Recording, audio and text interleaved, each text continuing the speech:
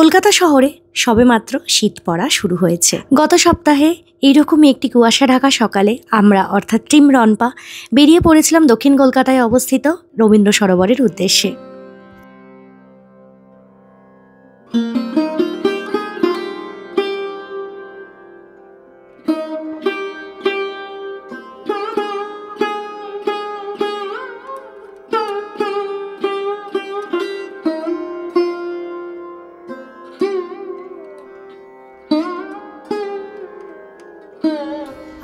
এসেছি এখন lion safari পার্কে।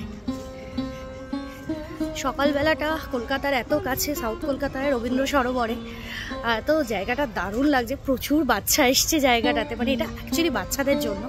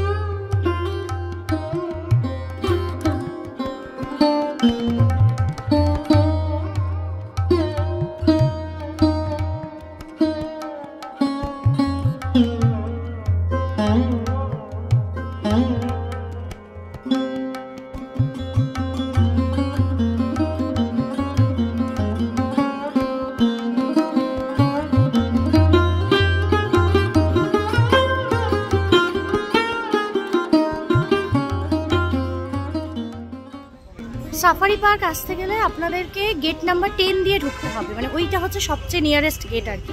এই যে গেটটা দেখাচ্ছি, এই হচ্ছে গেট নাম্বার 10। এটা দিয়ে ঢুকলে একদম সাফারি পার্কটা কাছে। লেকের দিকেও একবার যাব। আর এছাড়া এখানে আরও অনেক কিছু রয়েছে দেখার জন্য। সবথেকে যেটা ভালো লাগছে, শীতের যেহেতু শীতকালের সকালের আমেজটা অসাধারণ লাগছে।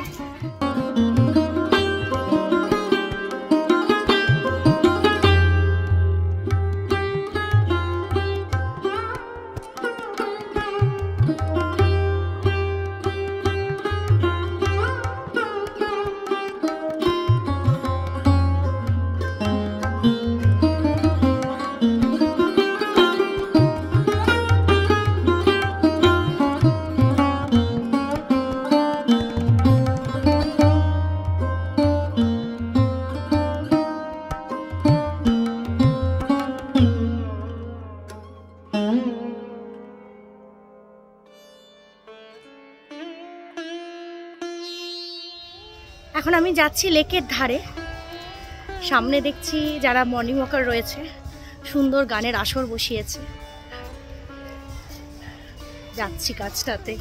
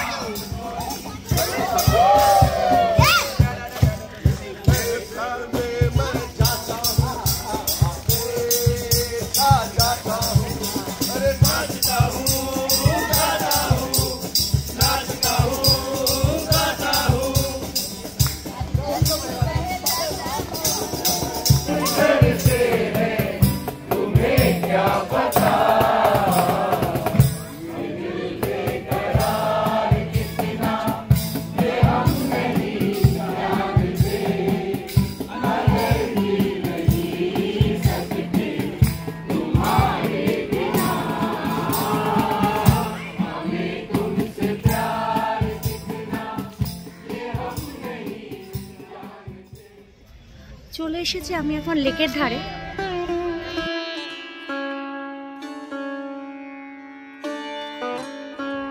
সামনে রোয়িং হচ্ছে।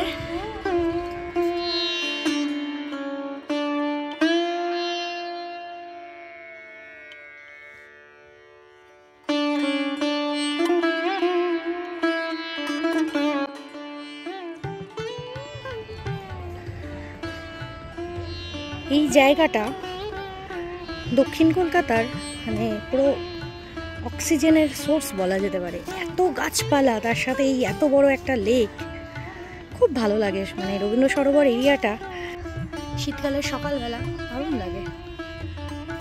লেকের ধারটাতে এখন আমরা একটু হাঁটতে হাঁটতে যাচ্ছি।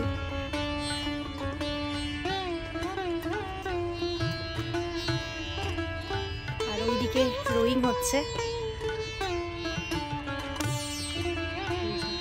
দেখা যাচ্ছে কি এতটাই রোদ যে আমি কিছু সেভাবে আমি কিছু দেখতে পাচ্ছি না চোখে। ও এখানে আবার একটা বোটিংও হচ্ছে। ও এটা মেইনটেনেন্সে।